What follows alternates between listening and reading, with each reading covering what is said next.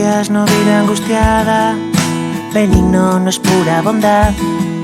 Y esperanza está desesperada, pues su amiga humildad no aprende humildad. Remedios no tiene recetas para que alegría sea más feliz. Saturnino no es de otro planeta, aunque es un poco raro, no voy a mentir.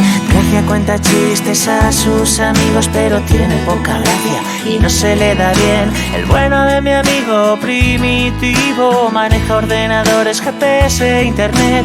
Dolores no sufre ningún daño, ni martirio le hace sufrir. Abril es feliz todo el año, también los 11 meses que no son abril. Los nombres son solo palabras que nos caen por azar al nacer. Pudieron llamarte Alejandra, Marta, Pedro, Luisa, Facundo, Javier. Depende solo del humor de tus padres ese día.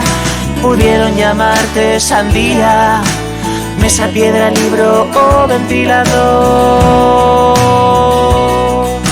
Y no tiene nada de indigno llamarte como otros que en el mundo hicieron mal, que no te convierte en maligno. Llamarte Freddy Krueger, Maléfica o Scar, tu nombre no te hace un buen hombre, ni te hace una mala mujer.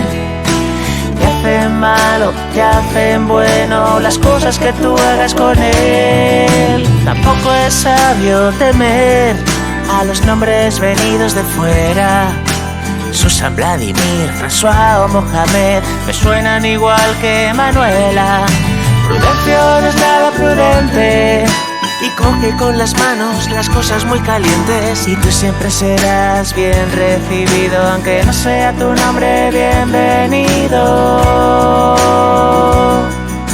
Los nombres son solo palabras que nos caen por azar al nacer.